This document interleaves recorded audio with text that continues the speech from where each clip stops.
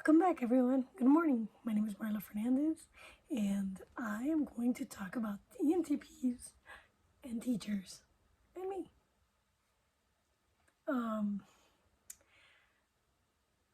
When I was a part of the classical conversations, the director had asked if I wanted to teach. And at first thought, I responded like, no. It's not my first path or my first career choice. However, because ENTPs, me, because of my personality, I am a good teacher. Because I love to learn and I could really bring out and teach others new information. But being a teacher is very challenging. It's also rewarding. And it's especially rewarding for those who are passionate about it. And so I am for teachers. I think teachers make the world go round, and I support teachers. I just don't support the unions and the organizations that are destroying our schools. Teachers are definitely an important part of our lives growing up and even as adults, and they truly affect people in how they see the world and how much they believe in themselves. So when I was a UBAM girl, I did spend most of my retirement money on educating myself and bridging that gap that I had growing up from the lack of education in reading, writing, and arithmetic that left me completely functionally illiterate. So I used teachers of the world like Marie Forleo and Laura Belgray and Selena Sue and Amy Porfirio to teach me how to write persuasively, because I had a gap in being able to convey my message to the world. And so I spent a lot of time learning the things that I didn't learn before I graduated. So I invested in education. I continue to invest in education.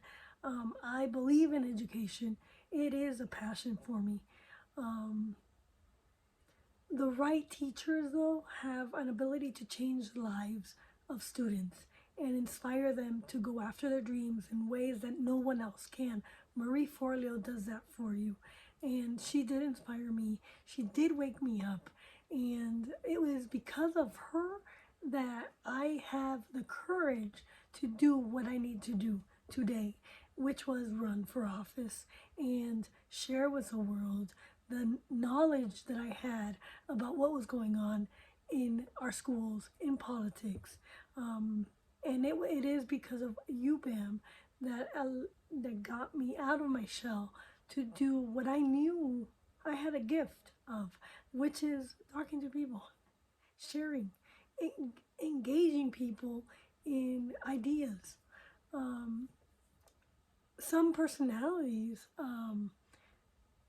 might be more fitted for the teaching jobs than myself, and are likely to gain something different from the experience.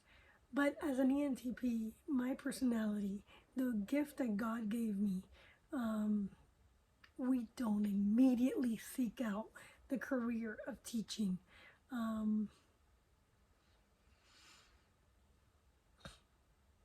But we definitely have the personality for this career path because we're enthusiastic and we love to learn, and we're great at teaching others new information. That said, we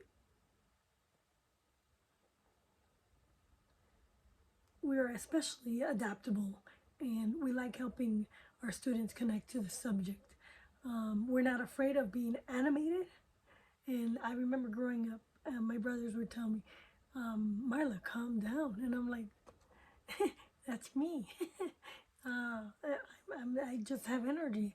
I used to help the acupuncture person at the jail and administer acupuncture to the female jailbirds. And one of the jail females, she said, "You know, you remind me of Pikachu." It's that is a correct description of who I am. Pikachu.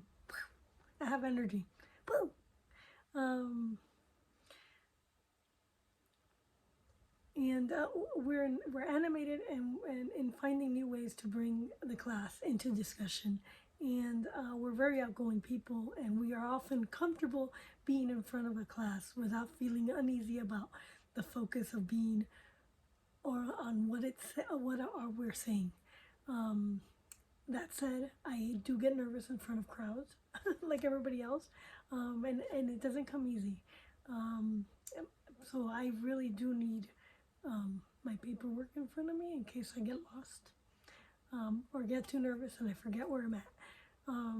We are very enthusiastic. I remember visiting my neighbor's doors, and one of my neighbors said, "Oh, I didn't realize you were so energetic." We have energy, and it's not just the coffee that we drink because I'm Cuban American. I'm really American, but I have Cuban genes. We are truly enthusiastic, especially when we're teaching a subject which excites us. Like for me, I love law, I love politics, I love debating, and I'm not afraid of being passionate and expressing the joy over the information, which is something that can really inspire students. We are teachers who, I am a teacher who doesn't seem interested, seem truly interested in what I'm teaching. No, a teacher who doesn't seem truly interested in what they're teaching is really not going to inspire students or help them feel engaged with the subject matter. But for me and for other ENTPs, when I see a student is engaged and involved, it really entices me even more, and it makes me want to continue making sure that the information is being delivered in the right way. I know how to get people involved without forcing them. That said, I'm not going to force you to do anything you don't want to do. And during the campaign trail, I would ask for help. And when I didn't get it, I said, "Okay, tell me when you want to help me. I'll be over here. You could call me. I'm always available."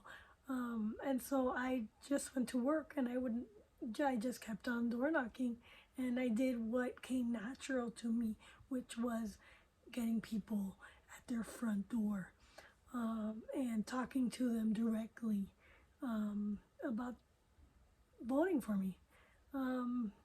When it comes to connecting with students, I know how to use my excitement and my love of knowledge in order to inspire others to become thrilled with it. And that comes really natural to me. It's a gift that God gave me in this crazy world. It doesn't mean that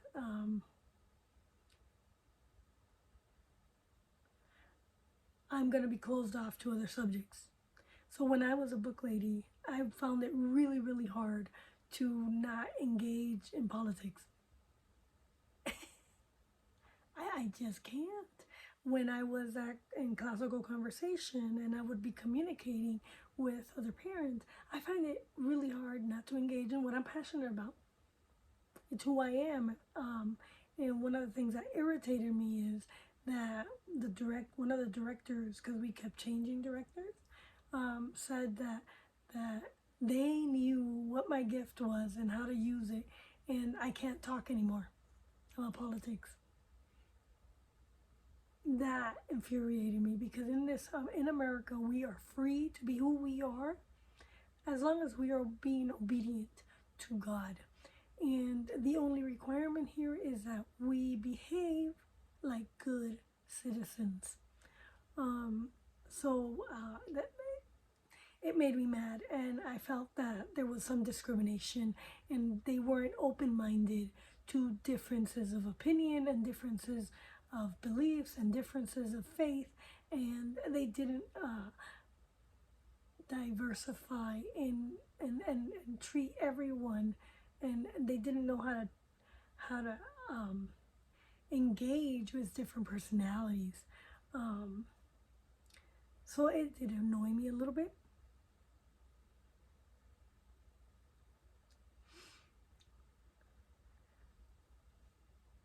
And I am not afraid of allowing students to debate me, even if they're going to be against me. And but they need to do it the right way.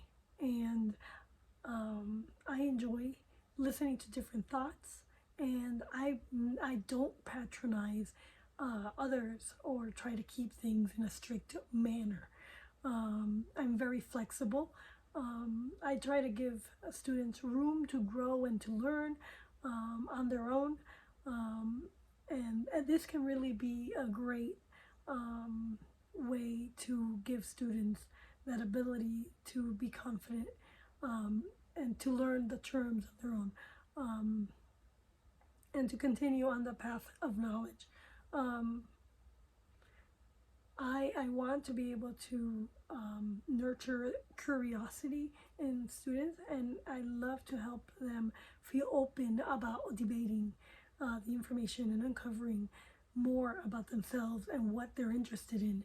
And if students have different subjects which interest them, I'm not afraid of discussing it either. I don't want people to shut down. I don't want to shut people down or prevent them from becoming too excited about learning. And so I will allow for derailments from time to time, and I don't mind going. I'm very adaptable. I don't mind sometimes distracting people in order to keep the peace. I'm very capable of adapting to different people and different situations, and which makes me great, which is a great skill for teaching. And I can adjust how I teach something so that people don't get lost or feel disconnected with the information. I realize that people learn in different ways, and I know how to adjust and keep them feeling engaged. That said,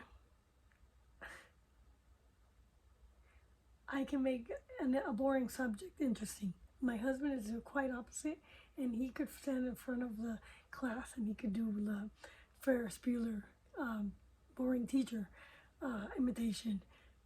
Class, class, class. That's my husband.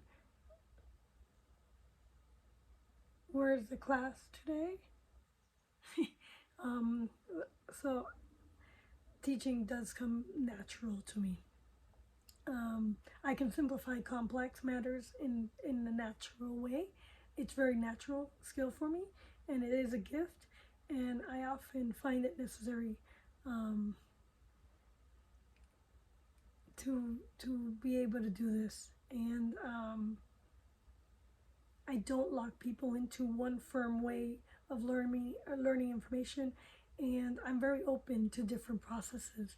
I have the ability to adapt and ensure that others are learning and can understand something, and that is very rare for teachers in the teaching world to do. That said, I don't follow strict rule books. When I was on the campaign trail, I needed a campaign finance person because I don't like being bogged down to rules. I like having the freedom so that I can really make sure that I'm getting through to people. But so one of the struggles of being teaching, and one of the reasons why I don't like, I wouldn't just jump into any teaching path, is because it depends on the environment. And if I could create the environment, then I'm fine. But if the environment is already created and I have to follow a rule book, and I have to be organized and follow rules, and it doesn't come natural to me. It doesn't.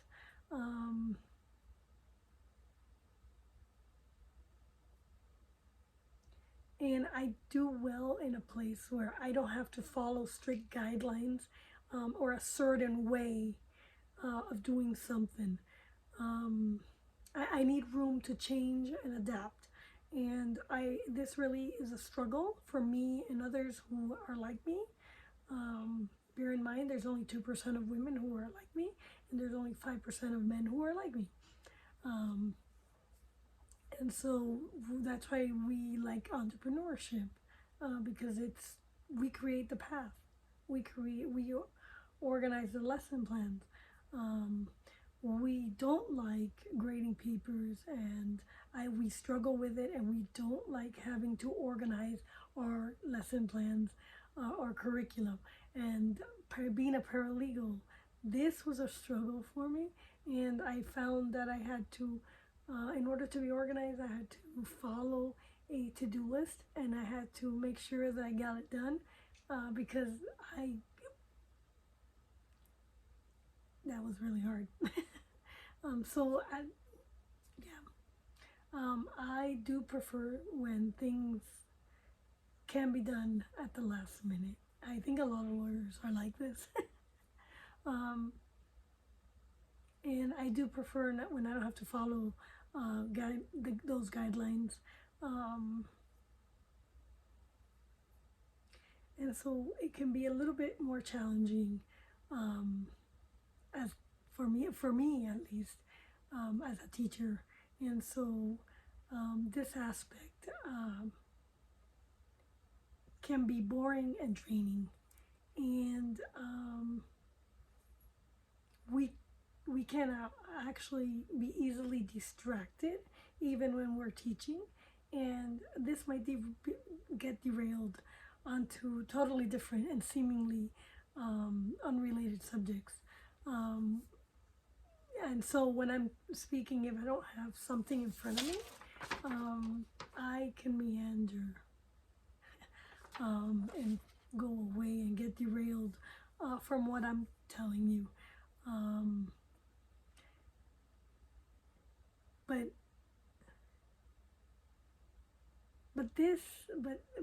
in certain ways, it can be enjoyable for students when we can't get derailed and just meander away from the subject. And for students, they can remain engaged and don't feel like they're forced to follow. We can remain engaged, and we don't feel that we have to follow strict rules, and which we can make the experience more fun and exciting, and actually enjoy connecting with others, other students, and other people.